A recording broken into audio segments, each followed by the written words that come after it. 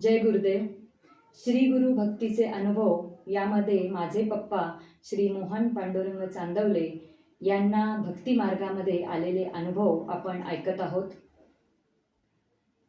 1965 मध्ये माझी दिंडोरी येथे बदली झाली.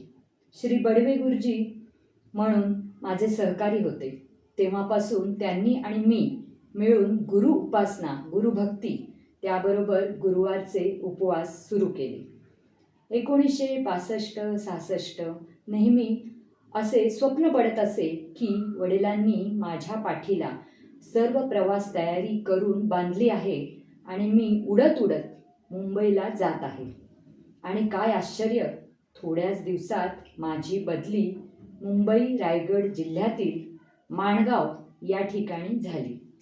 1966 ते 1970 या काळामध्ये सहजच मनात नसताना ट्रेनिंगसाठी पुण्याला जावे लागले. तेथे योगायोगाने जंगली महाराज मठात दर्शन नेहमी होत असे. 1971 ते 1975 या कालावधी दरम्यान माझे लग्न झाले. योगायोगाने पत्नी पुष्पासुद्धा D.Ed झाली आणि इंदापूरमध्ये शाळेमध्ये तिला नोकरी लागली. याच काळामध्ये एकदा कामानिमित्त बाहेर चिपळूणला जावे लागले. तुफान पाऊस, अंधारी रात्र, यायला उशीर झाला. रस्ता चुकलो. लांबवर झोपडी दिसली. त्या घरात गेलो. दरवाजा वाजवला. झोपडीतून एक वृद्ध व्यक्ती बाहेर आली. तिने हसत स्वागत केले आणि म्हणाली, आत या, रात्र इथे काढा, सकाळी जावा, आपण फार लांब आला आहात. तिथे राहिलो. सकाळी त्यांनी वाट दाखवली आणि मी घरी परतलो. पत्नी डिलिव्हरीसाठी नाशिकला गेली होती.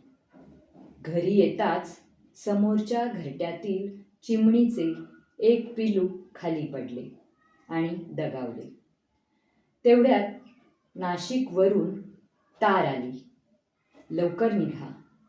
बहीर म्हणाला संकेत पटत नव्हते, पण अंतर्मन सांगत होते काहीतरी चुकीचे घडले असावे आणि समजले की मुलगी झाली आणि ती दगावली.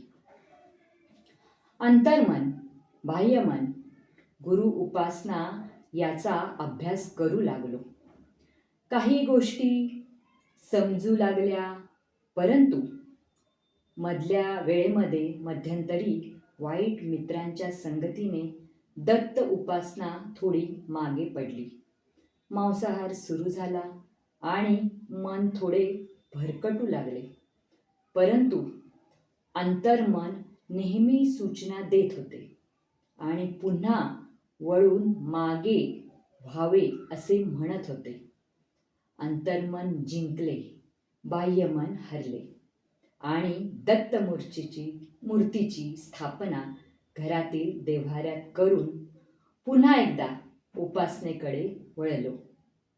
एके दिवशी आम्ही दोघांनी ठरवले की वडिलांचे श्राद्ध आहे, व्यवस्थित श्राद्ध करू. स्वयंपाक केला, कावळ्याला घास दिला आणि जेवायला बसणार तोच वडिलांसारखे ड्रेस परिधान केलेले एक वयस्कर व्यक्ती दरवाजात आली आणि म्हणाली, वाढले ना? मी आश्चर्यचकित होऊन पाहू लागलो. त्यांना जेवायला दिले, नमस्कार केला. त्यांचे जेवण झाले आणि मी ताट घेऊन आत गेलो. थोडं वेळाने बाहेर येऊन पाहतो तर काय, बाहेर ती व्यक्ती निघून गेली होती.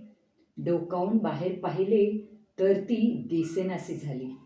आश्चर्य वाटले आणि मन शहारले. जय गुरुदेव. आता पुढच्या गुरुवारी.